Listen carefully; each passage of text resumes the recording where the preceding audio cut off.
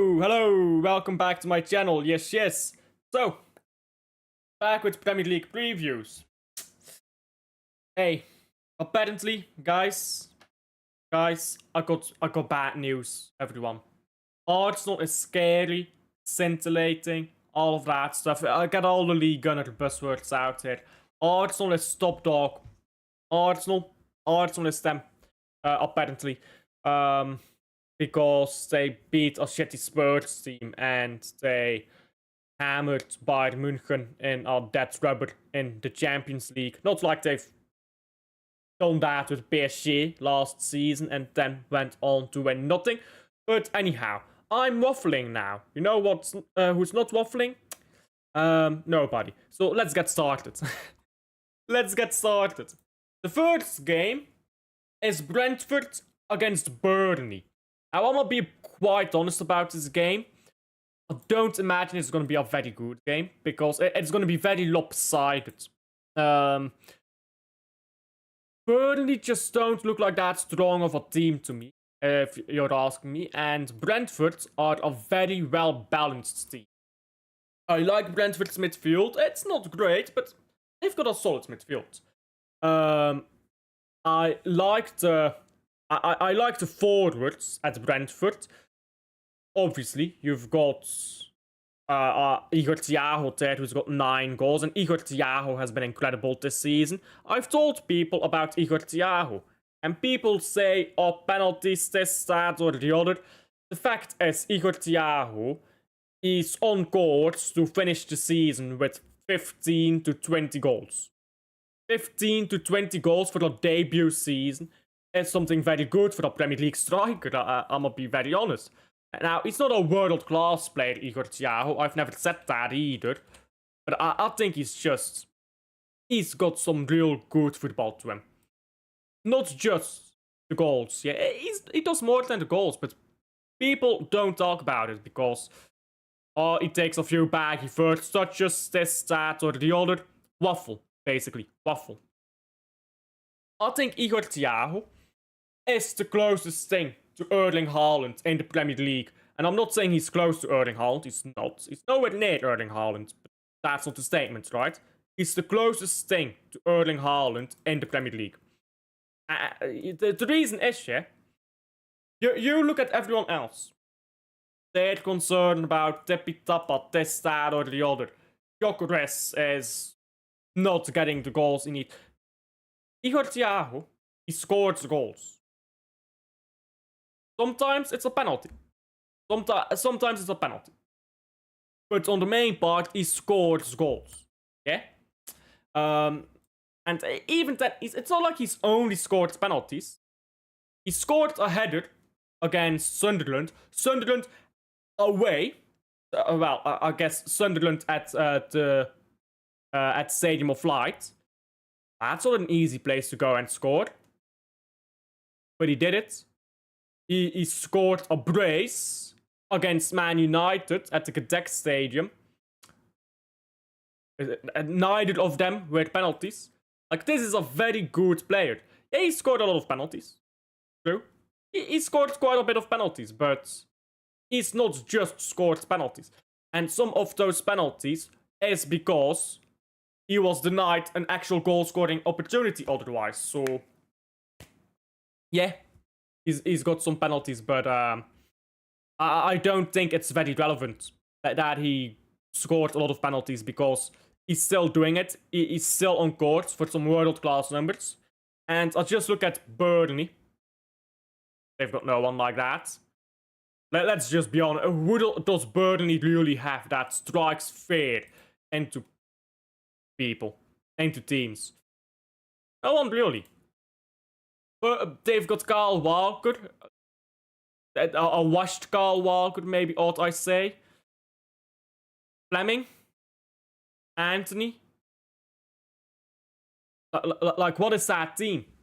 What is that team? So, yeah, I don't think they're going to be anywhere near Brentford. Because, by the way, if you look at Brentford, yeah, not just their attack, which, by the way, Shearer as well plays for Brentford. That's an attacker there who gets goals. They've got Shearer, they've got Otada, they've got Diago. But also look at Damsgaard, Collins, Van den Berg, Gallagher in goal. These are very good players. Henderson, I don't rate that highly, if I'm being quite honest, but they've got players there, and that's just no contest between them and Burnley, especially when it's going to be at the attack. I think that might be a bit of a rout. I'll go 3-0, if I'm being honest. I think that will be a very lopsided game. I think Brentford will be all over them. I think they're just going to smash them, really. I think Otada, Diago, and Haaland are going to score. Each of the front three are going to score, I think. So 3-0 for Brentford against Burnley. That is my prediction. Hello, big up to him. West Ham, Liverpool. Bald Nuno against Bald Fraud. Hey, it's one thing to be bald. It's another thing to be a fraud. You know, one thing to be bald, being a fraud. Oh, now that's something else. Klopp, you're a fraud, mate. You know what Klopp reminds me of? Klopp. One moment. Wrong name. Slot. You know what Slot reminds me of? He reminds me of Erik ten Hag. You know when Erik ten Hag came into the Premier League? First season, he finished third, with I believe 76 points. Let me check that for the Man United, but finished third with like 76 points or something like that. You know what? Fuck's sake, I can't go back that far. You know what, yeah? Erik ten Hag, back then, they would have finished. I'm trying to find the fucking league table. They would have finished second last season. They had 75 points. If Liverpool wasn't there, they would have finished second. If you swapped out the season. So Ten Hag got a very good first season. In the league, 75 points, third place. Won the Carabao Cup. Got an FA Cup final. But then, after that, all went downhill for Ten Hag, didn't it?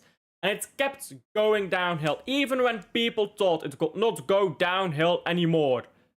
It went downhill even. Slot might be a bit similar right now, don't you think? Prediction, Ajax against Groningen. Ajax is gonna lose again. Mechelen is playing and Genk won yesterday. Mechelen can play. I don't care much.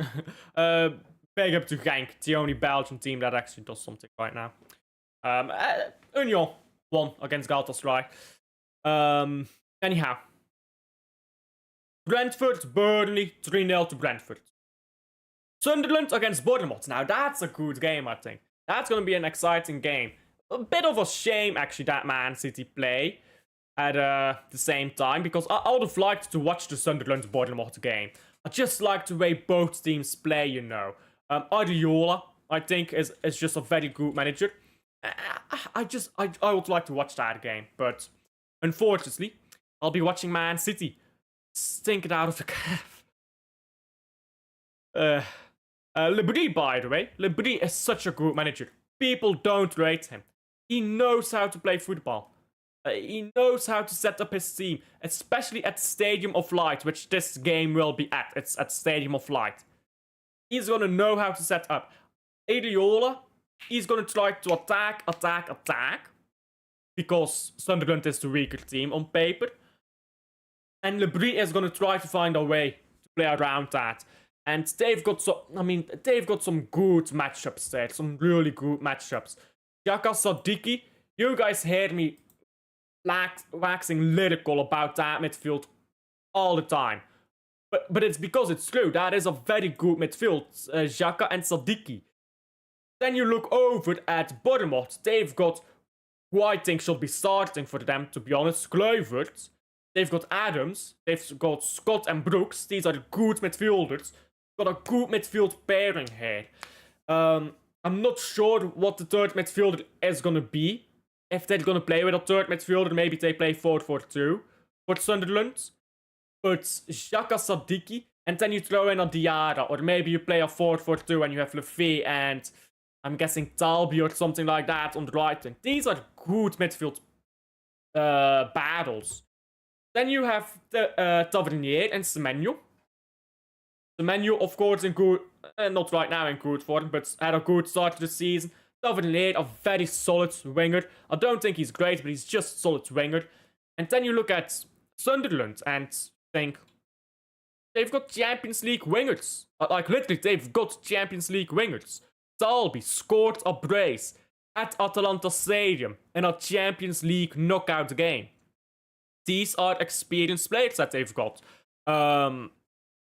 They've got, what's his name, Mandava, Traore, Bertrand Traore from Ajax, and Brobby from Ajax. They've got these players who've got international experience, who've got Champions League experience. Bertrand Traore, if he starts, by the way, that's going to be a constant threat down the wing. Then Isidore, their striker. I think it's an okay striker, to be honest. That is where I'm not sure for Sunderland. Their striker is a bit weak. Meanwhile, you look at Bournemouth and they've got Groupie and they've got Evan Nielsen. Like, they've got two very good striker options there. And they've always got Kluivert who can chip in with a goal. So, on paper, Bournemouth should be better than... on paper, Bournemouth should be much better even than Sunderland. But I think that the players that Sunderland do have, that's Xhaka and Sadiki, is just so solid. That Mandava in defense, just a captain. Who, by the way, Mandava is a player who's won a league title. Lefebvre, no, not Lefebvre. Xhaka has won a league title. Mukiele, their right back, has won a league title. Masok, I believe, has also won 2 league titles. So they've got guys who've won titles, who've won trophies at their club, which does a big part. But if you look on paper, you do think that Bournemouth defense should be better. So that's a very interesting game, I think. Sunderland is going to be playing on the counter, because what else are they going to do against Bournemouth? Bournemouth with that midfield will be able to boss the game. But if you try to play toe for toe against Bournemouth at Sunderland, they're going to play balls over the top, and Groupie or Evan Nielsen, whoever plays the menu, Tavernier, they're going to be in. You don't want that. But you're going to have these... So you're going to have to drop low into a low block and try to counter. But that's what I think that Sunderland is the best.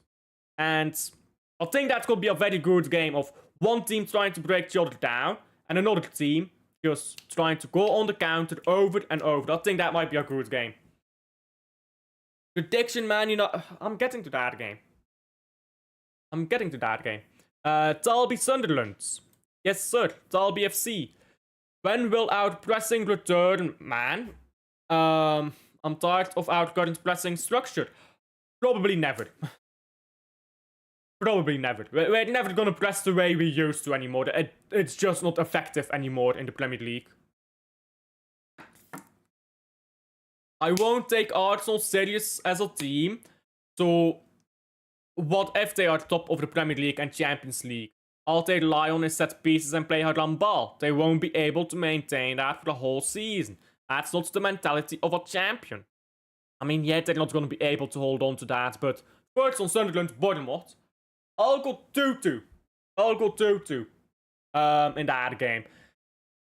I think Bournemouth is really going to struggle with the physicality at the Stadium of Light. Because you look at the quality of play, Bournemouth is better. But Sunderland is going to just shithouse their way through the game and try to get a goal on the counter. Just try to throw bodies on the line. I think that's what we're going to see. Especially at the Stadium of Light, we see that from Sunderland. So, I'll go 2-2.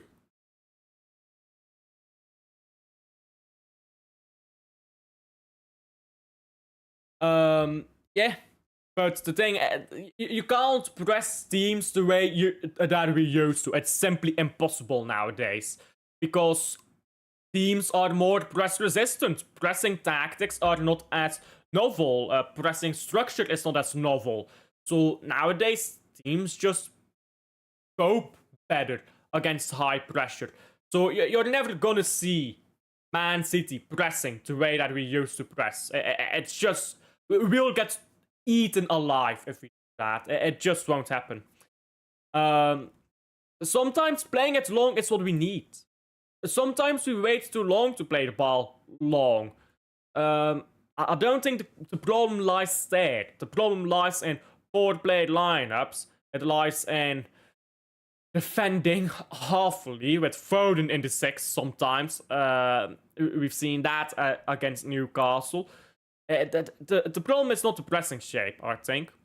Belgium women had won. Congratulations. Next year at Arsenal bottle job in March or April.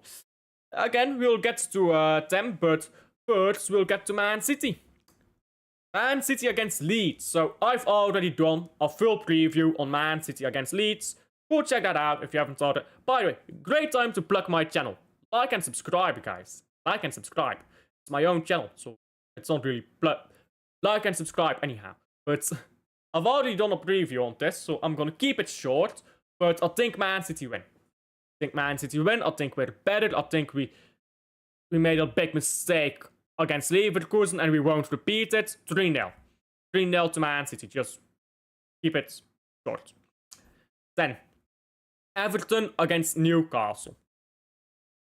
I'm not sure about that Everton-Newcastle game, if I'm being quite honest, because you know what it is here with Everton right now?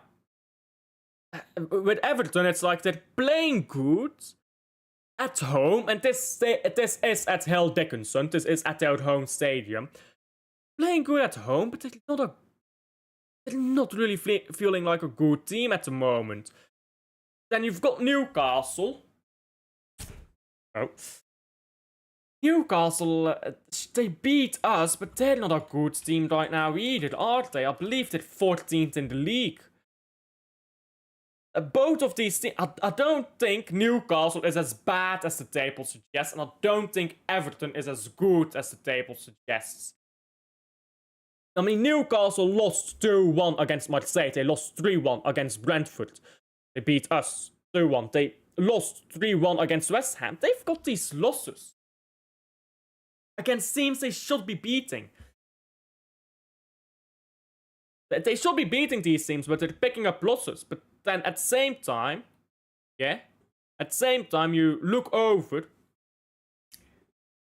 and you look at Everton and you're like, not really performing that well. Like, they're winning games, but they're not really performing that well.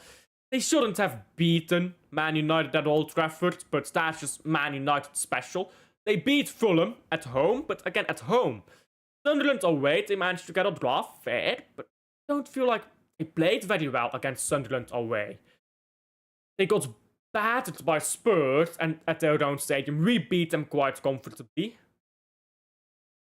I think both of these teams are a bit difficult to gauge because obviously Grealish had that good start to the season, but he's also faded away a bit. So I don't know with that Everton. I think that's a difficult one. Arsenal are world class. Scary, scintillating, elite, electrifying, dangerous, super duper Mikel Arteta title favorites.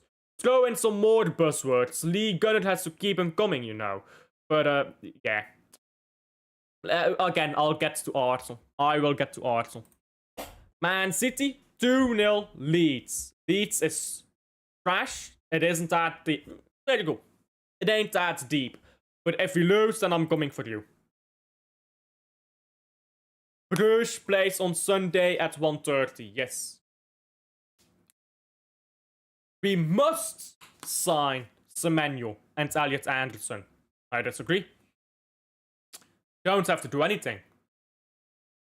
We could sign instead of Semenyo Tavernier. Instead of Semenyo, we could sign Harvey Barnes. Instead of Elliot Anderson, we could sign Badea. Instead of that, we could sign this, that. We don't have to anything. By the way, it's the menu flavor of the month right now. Because he's been dropping away a bit. Man City 4-0 leads. Haaland hat-trick and a Doku goal. Haaland has not scored a hat-trick in all of 2025 for Man City. And isn't that mad? All of 2025, Haaland has not scored a hat-trick for Man City. Shows you how shit Man City is, considering he's scoring 50 quintillion billion million for Norway. He scored like 5 and a... By the way, I'm going on side notes now. Haaland scored 5 goals in a Champions League game against Leipzig.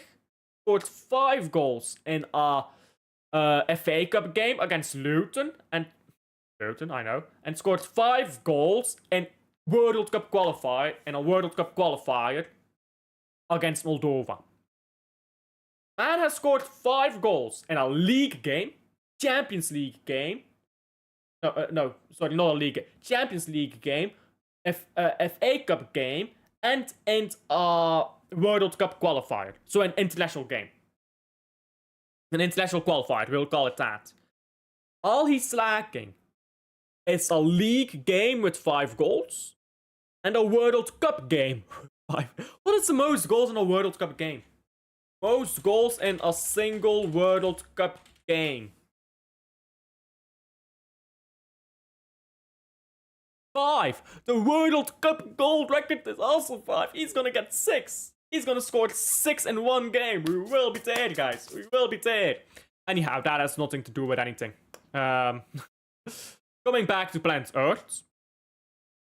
If Grealish keeps performing for Everton, might start getting cooked soon.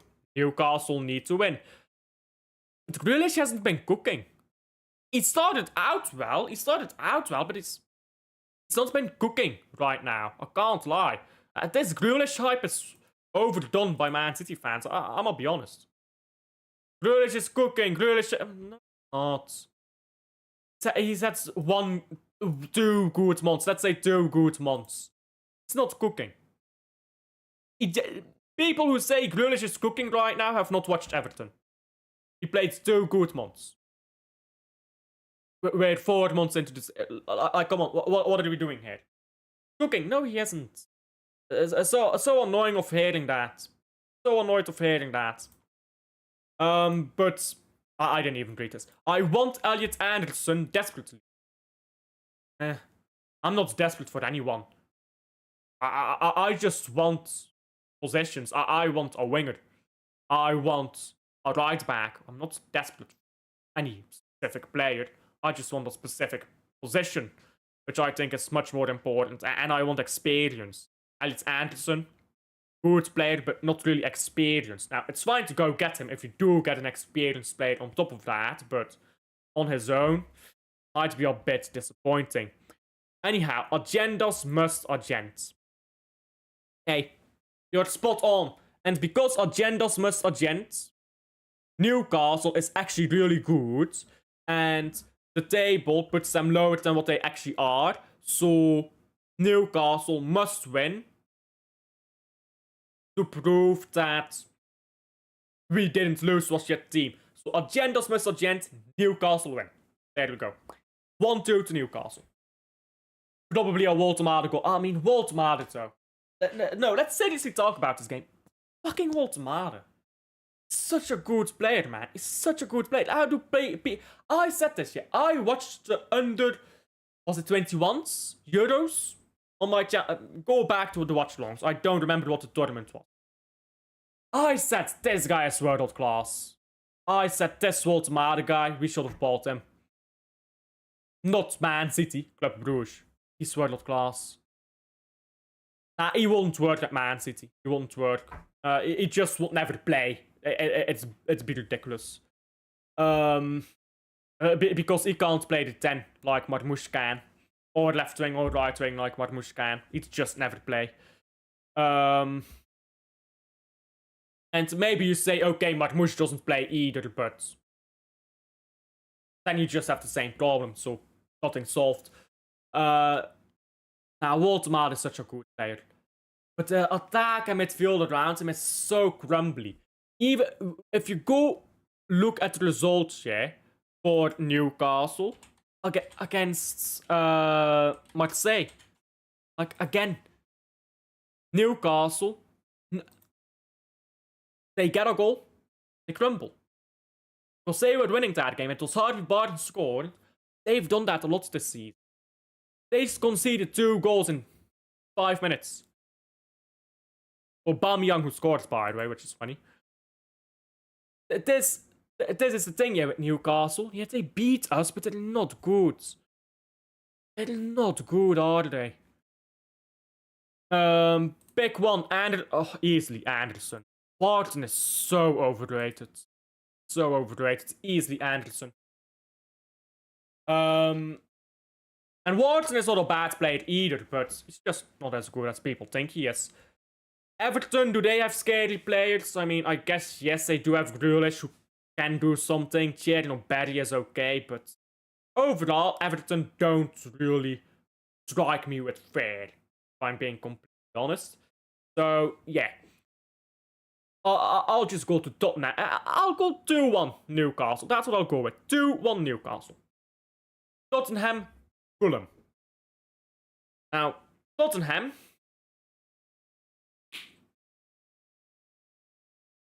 people cut Tottenham some slack. Like the way people talk about Tottenham is ridiculous. They've got a very good... They went from 17th in the league to right now, I believe they're 9th or something. But win this game and they jump up to... Where do they jump up to? So we're assuming Bournemouth draws. So they jump above Bournemouth is 8th. They jump above Sunderland. They're 7th. Brighton... No spoilers yet, but they could jump above... They could go to 6th. If they win, they could go to 6th. I don't think both Palace and Brighton... It will be one or the other, but I don't think both will lose. So, Tottenham, who are most likely going to win, they'll be at 6th. They'll be like 3 points off top 4. But people aren't respecting Tottenham because... I don't know, because, haha, funny, Thomas Frank this, Thomas Frank that. Thomas Frank's been really good for Tottenham. I don't get the Tottenham slander. Spurs lost 3 in a row. Valverde. Talk about a Rolls Royce, but that's a fucking fantasy, isn't it?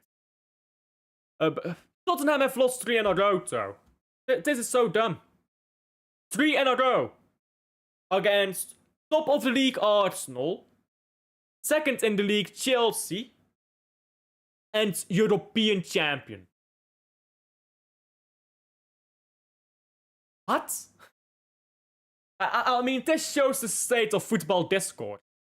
Tottenham lost 3 in a row against the 2 teams that are looking most likely to win the Premier League title and the treble winners. What does that... That means nothing. Like, it means nothing for Tottenham to lose these games. Does it now? I mean, I think it's ridiculous, to be honest. People are, like, just constantly slacking off Tottenham. It's so dumb. It really is. I think they're playing really good. We'll talk about London Derby. Oh, I should have put that in my title. London Derby. Clash. Should have put that in my title. Half of Madrid's squad don't like Alonso. Either do I. Hey, I'm a Madridista now. Agendas must... Hey, fair. Fair, though. That's ridiculous. Yeah, they've lost 3 games in a row, but look at overall. Look at overall how Tottenham have played this season. They've been adapting. They've been improving. They've been winning games against teams you expect them to beat. Yeah, they lost 3 games in a row. For what? That doesn't mean anything, does it? But Alonso goes to Liverpool next summer to save words. I don't think he's saving shit, mate. Probably. He's probably leaving, if we're being very honest. Anyhow, Tottenham against Fulham. Listen, Fulham has been very poor this. I watched Fulham against Everton and I was just shocked. The way Fulham defended, the way Fulham... I mean, there was such a gap between their attack and defense. It was like... There was nothing linking those together. It was like they were defending or attacking. They didn't do both. Football is attacking and defending at the same time. Attacking and defending football is the same thing. And it feels like they're treating attacking and defending as two separate things right now. So poor to watch. It really is. I know they battered Wolves, but... Wolves? They lost convincingly to Everton. Their only points this season has come at Craven Cottage. They can still be scary at Craven Cottage at times, but that's the only place they've picked up points. Except for Brighton at the start of the season, Brighton away at the Annex. But other than that, they've only picked points up at Craven Cottage. I mean, if you look at Fulham's team, would you say it's this poor? Would you say it's getting relegated level sport? Not really. Like, they've got Adama Traore, who's underrated, I think. He's a bit washed, but he still does something. Bassi, who's a solid backup. They've got that as a backup. They've got Berge, who's a Norwegian international. They've got Harry Wilson and Jimenez, Raul Jimenez. That's a solid duo there. They've got Emil Smith-Rowe, who they're not utilizing for some reason. Kenny Tete. Like, they've got good players on paper. They're so bored because they either defend or they attack. They don't do both.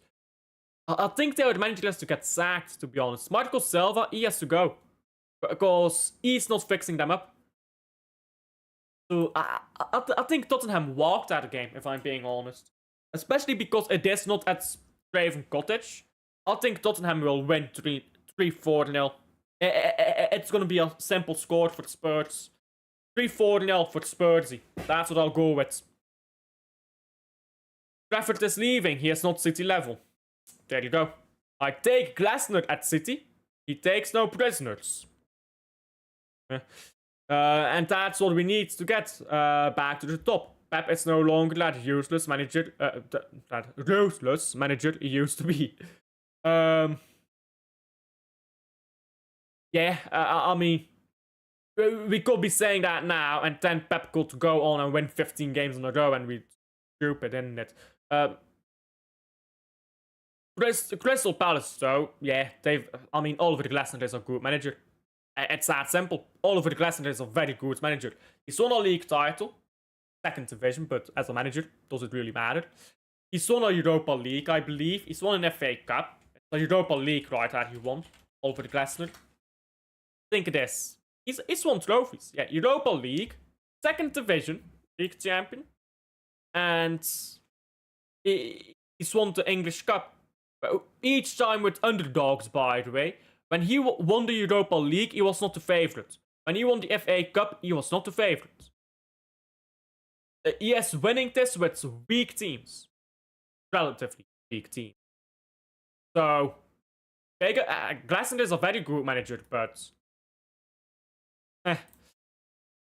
Should City have been in for Eze? Yeah, I mean... We can talk about that all summer. We don't have Eze, so... The thing is, we don't have Eze. He's at Arsenal. And that's what it is. I think Shearer is better than Eze anyhow. So maybe it doesn't matter. Maybe it does matter. Maybe it doesn't matter. But we don't have him. And... Man City is not as bad as people say, by the way. Got two bad results. Both because of Pep's stupidity. But that's not really the player thing. Yeah, our players aren't great. We need experienced swingers, but Pep's stupidity has cost Man City the most this season. Anyhow, Tottenham 3 or 4-0 against Fulham. Crystal Palace against Man United.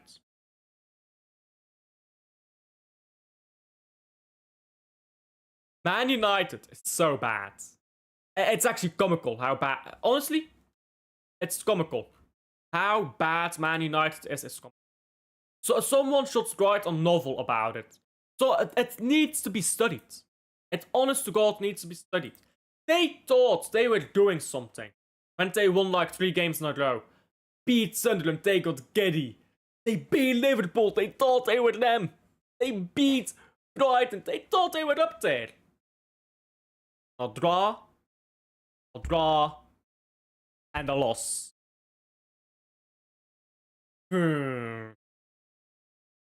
That's Man United. They live to disappoint. Only disappointment awaits when you're a Man United fan. And I think that's such a beautiful thing. I think it's such a beautiful thing that Man United fans cannot do anything but live in disappointment. Crystal Palace now. They're playing Crystal Palace. I mean, you look at Palace, their team. If you look at Crystal Palace, their team, and compare it to Man United, I would take Mateta over Šeško as a striker. Šeško, good player, not a striker. He's just not a striker. So I'll take Mateta, Pino, and Mbeumo. That's what I'll go for. Pino and Mbeumo on the wings. Sure. Then look at midfield. I'm taking Kamada, Wharton, and Bruno Fernandes. So we're outnumbering 4-2 right now. But then you look at back 4. Munoz, Richards, Lacroix, Guehi, Michel. If you consider Michel. Oh, it depends on what you consider Michel to be. Then you look at the bench. Now Henderson, by the way. Dean Henderson, a very good goalkeeper. They've got Nketiah and Lerma on the bench. These are the good players of the bench. What do Man United have, bro? You know what Man United have on the bench? Mason fucking Mount. Diogo Dalot. Watch Diogo Dalot. Kobe Mino. So, Man United fans, so delusional, they think Lenny Yoro is a good player. Man United fans, bro, give up. Lenny Yoro is not that guy. He really isn't. I'm sorry to tell you guys. They have this weird idea that Lenny Yoro is somehow a good player. He ain't. It's that simple. He ain't a good player. Shit. The prospect of having both. The prospect of building a squad. You buy a right back first, not 2 winger midfielders. Because Eze is not a proper winger, is he?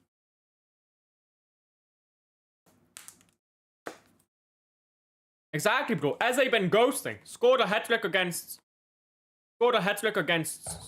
Spurs while playing in midfield, by the way, and he'd never get into our midfield. Not because he's not good enough. Maybe because he isn't good enough, but because Pep wouldn't let him. Eze scored a hat-trick after ghosting, though. Against a weak Spurs.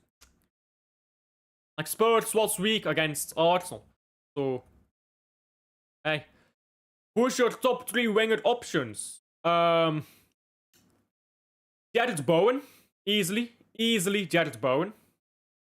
He's so underrated. I don't. If you don't rate Jared Bowen, it simply means you don't know football. And so yeah, Jared Bowen for me, easily Jared Bowen is my top option.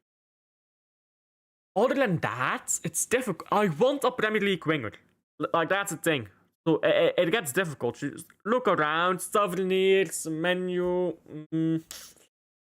Maybe Morgan Rogers. If he plays as a winger, even. You're kind of looking around and you're thinking, maybe not, but I think it's difficult. I think it's difficult past Jared Bowen. Jared Bowen is just so obvious, though. He's so good. So good, that guy. City fans don't understand how brilliant Cherky is. I agree. Nusa is shit, mate. No, don't let Norway fool you. Antonio Nusa is shit. He thinks he's king, bro. He thinks he's king. Got the attitude of a fucking Lionel Messi.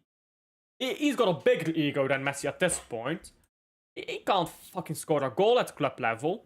I don't want Nusa. He's just the better Bob. I do not want the better Oscar Bob with a words attitude. I want an actual proper winger. Sard from Palace, always dunking on Liverpool.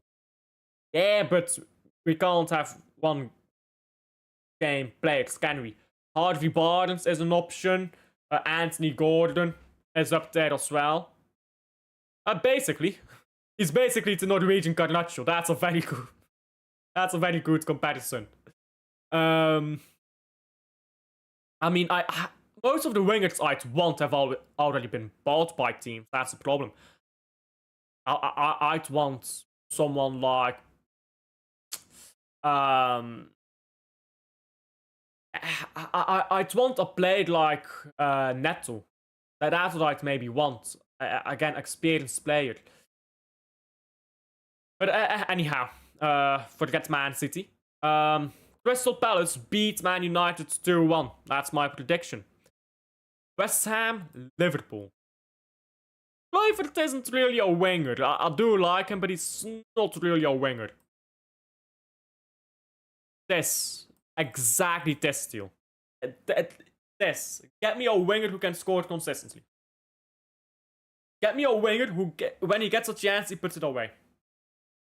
Exactly that. Not one of these tippy-tappy wingers who never scores a fucking goal. Right then, so West Ham, Liverpool. Liverpool's fall-off needs to be studied. Man United and Liverpool, put them together, study their fall-off, because, as I said earlier, I think Arne Slot just reminds me of Erik ten Hag. The way Arne Slot had a good first season, of course, he was in a bit of a weaker competition, everyone was a bit lax, inherited a better team, won a league title. Overall, pretty similar. Very good first season, won a trophy. All downhill from there. This guy, he's so funny. He is so funny, Arne Slot. Now, Liverpool look lost. Even the Liverpool fans are now admitting they don't want Arne Slot. If Liverpool fans are telling you to sack their manager, you know it's bad, bro. Because Liverpool fans, they do this thing where they suck their manager off, they put him on a pedestal, they talk about their manager like he's fucking god. They did it with Brennan Johnson, they did it with Jurgen Klopp, they did it with Arne Slot for a short while. But it was very, very, very short-lived. How grateful am I? But meanwhile, West Ham are on the opposite end of the spectrum. Nuno Espirito Santo. There's still no human explanation for why he was sacked by Nottingham Forest. He's right there. He's right there for West Ham, and he's improved them immeasurably. Immeasurably, they're better. They're winning games now, for starters. Just look, yeah, at West Ham's results since Nuno took over. Draw to Bournemouth, which is fair at the Vitality. They beat Burnley. They beat West Ham. They beat Newcastle. Soucek suddenly looks like he remembers how to play football again. Jared Bowen is starting to get his numbers up. This is a team that's about to enter the flow state. You know when you enter the flow state and you're just flying? This is a team that's about to enter the flow state. I can't lie. Jared Bowen especially, yeah. And Lucas Paquette as well, but Jared Bowen especially is such a good player. I really, really do hope that West Ham gets so comfortably in the survival zone. I hope West Ham just win and win and win, so that we can go buy Jared Bowen. It's never happening, let's be honest, but imagine that. Because if you look at West Ham's fixtures coming up, Liverpool, they can beat them. Man United, they can beat them. Brighton away, that's difficult. Aston Villa, they can beat them at home. Man City, they'll probably lose. Fulham, at home, they can beat them. Brighton again at home.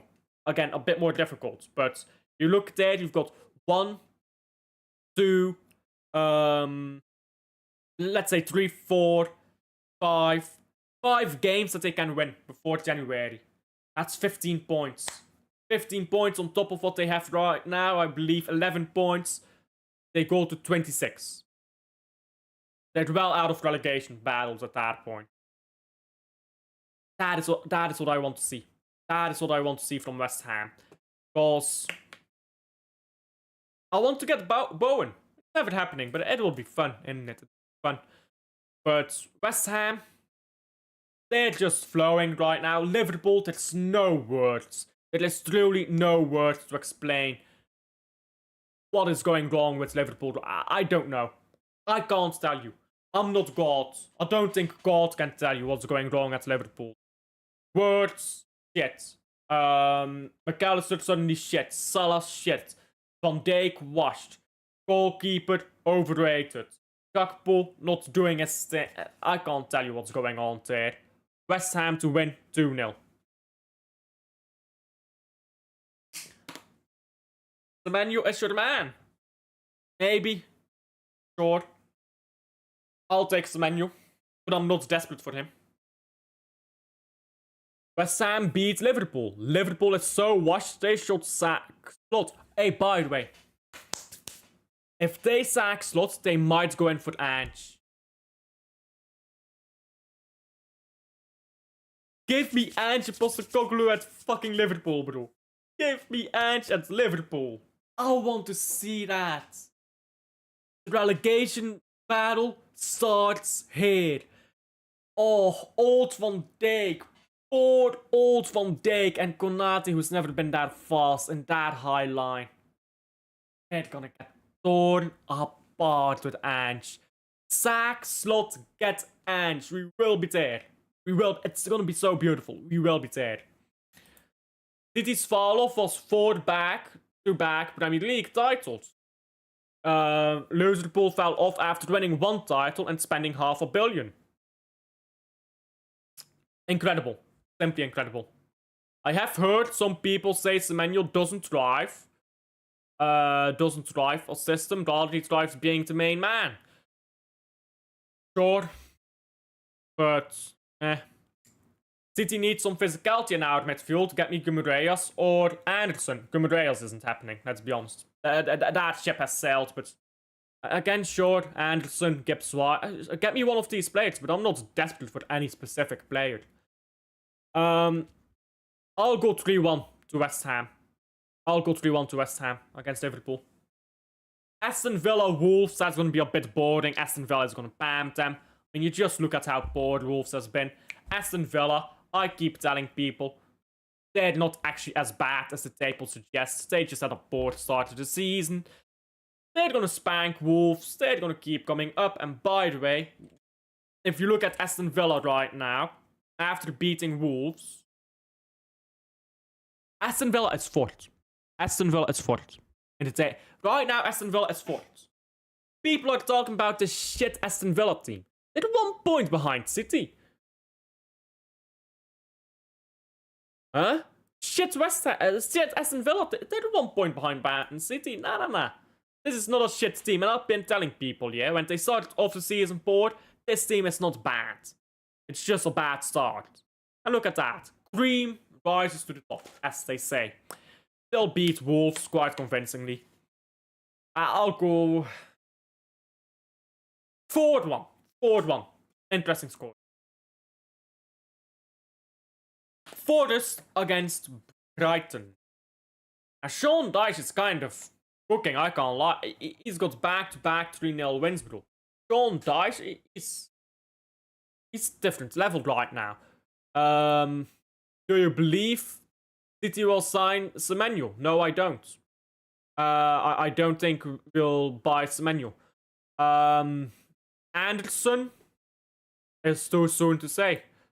Because it's just been one transfer rumor. It's been nothing consistent over the last few while. It's just been one transfer rumor. Sean Dyche, his favorite score is 3-0 suddenly. Sean Dyche Prime is scary. Cool. Remember the 2-1 Sean Dyche. Sean Dyche saved Everton. Saved Everton. Now he's doing the same with Nottingham Forest. So get Sean Dyche at Man City, bro. Get Sean Dyche at Man City. We will be dead, bro. Maybe he's just a GOAT and we just don't realize it.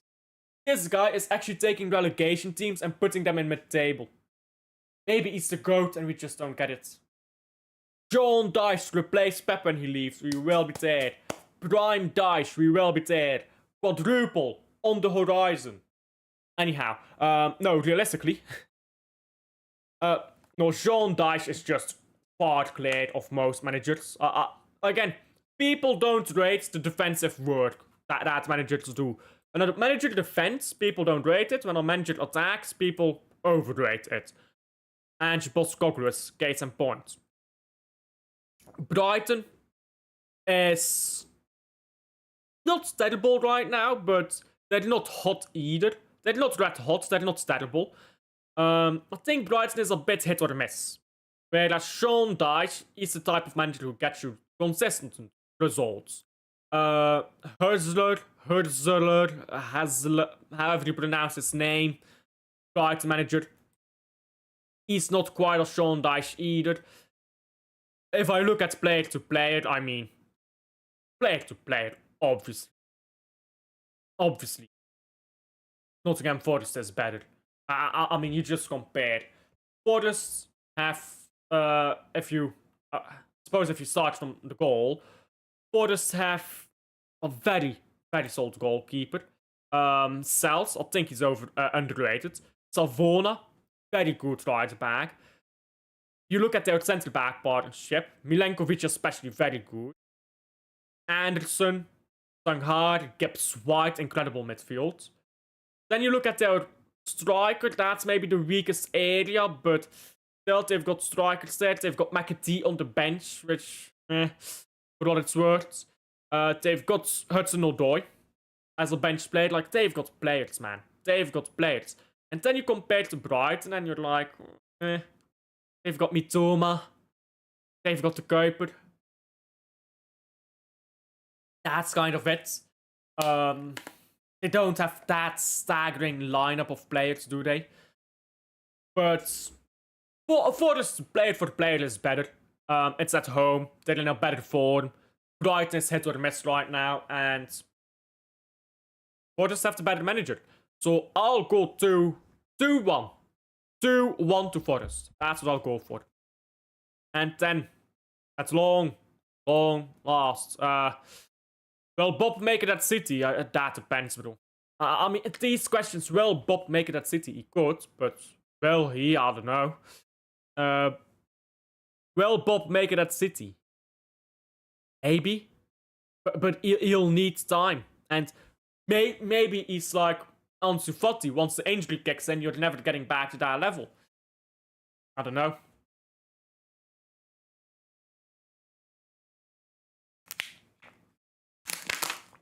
If Chelsea got Donnarumma, they would have won the league. Chelsea is very good right now. Sure. But they don't have Donnarumma. So, I also think their defense is overrated from Chelsea. I can see them winning the league title if they have Donnarumma. But they don't have him. I'm drinking out all my water right now. Anyhow, last game. London Derby, guys. London Derby. And maybe before I get into the last game, I actually have something interesting to share.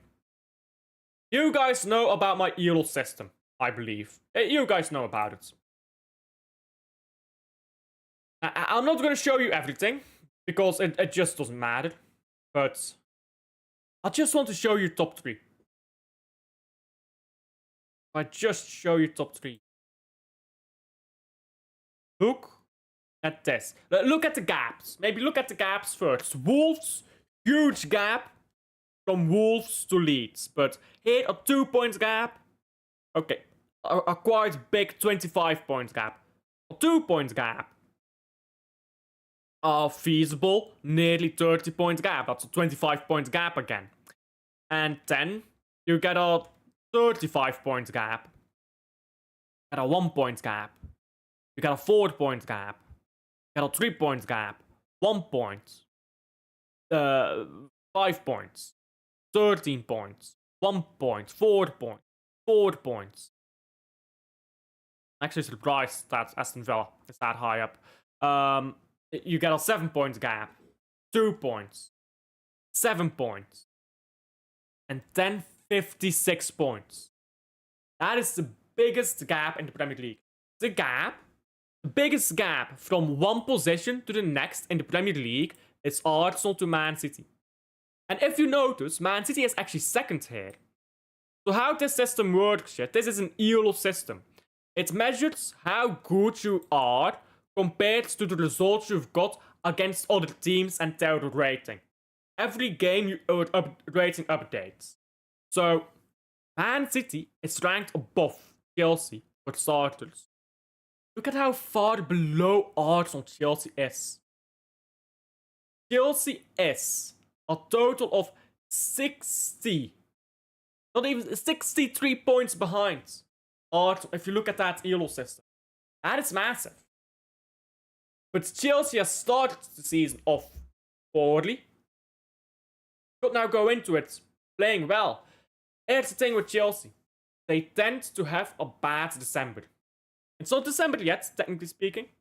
They tend to have bad December months. If Chelsea flunk it in December, you know, it might be over for them. But before they get a chance to flunk it in December, it will be so funny.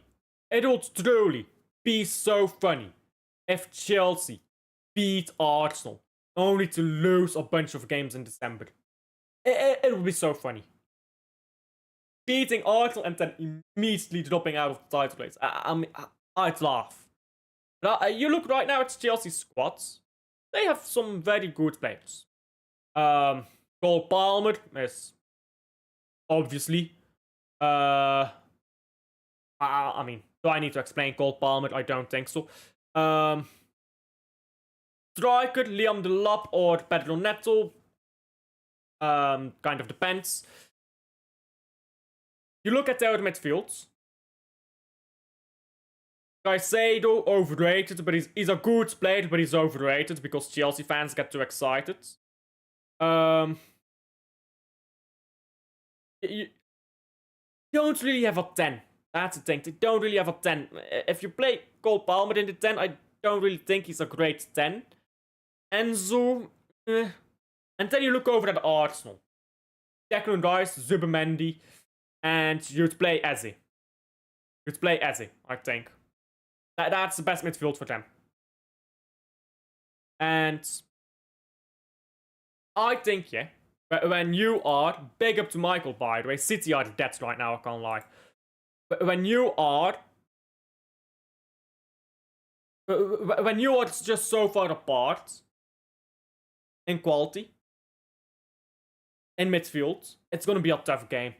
I think that midfield is so overrated from Chelsea. Yeah, they're getting results, but who is Chelsea getting results against? Barcelona, fair, but we're talking Premier League here, yeah? Burnley, Wolves, Tottenham, Forest Orange, Wash Liverpool. That's it. Fulham. And West Ham. These are not big teams. They're not getting these proper results, you know. They are in the Champions League against Barcelona. That might be a fugazi, you know. I think maybe we're putting Chelsea up on a pedestal right now, and they shouldn't be. I'm not saying they're shit, by the way, because I know someone is gonna cry and say, "Oh, you said Chelsea is shit." No, I didn't. But Chelsea is difficult to gouge right now because did they just start poorly? Is that, or are they actually just having a purple patch now that's gonna end? You know what? I'm not sure whether this is true or not. In fact, I probably think Arsenal win. I think Arsenal are going to win this game. Because I've talked about this before. Arsenal has intensity and they run and run and run and run and run and run. And they play like it's fucking May even though it's November. I think Arsenal will win. But because it'd be so funny if Chelsea won and then fell off, I will predict 2-1 to Chelsea. 2-1 to Chelsea. That's my prediction.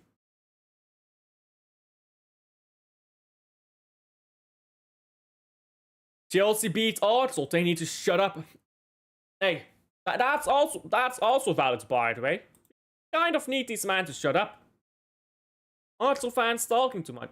Look, them to shut up. They talk too much. They talk much too much, bro. Need them to.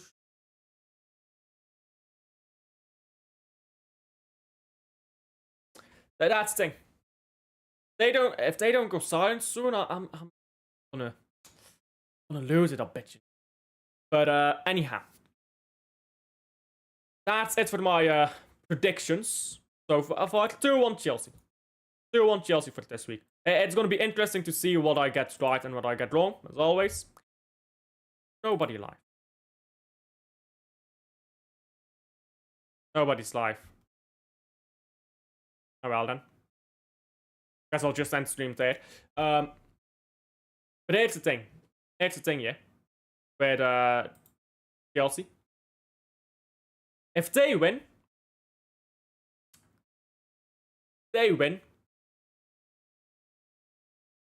they still got a month ahead of them. Which, it's almost always in December that they fall apart. But if Arsenal win, the Chelsea is an uncertainty, but there's one certain thing about Arsenal. They will crumble. Arsenal win. Arsenal win. That crumbling. That collapse. Wait for it in March. Wait for the collapse in March. If Arsenal win. Anyhow, like, subscribe, all of that. Chelsea, hit or miss. Let's see if they hit or miss against Arsenal. And I'll see you guys on the next one. Bye.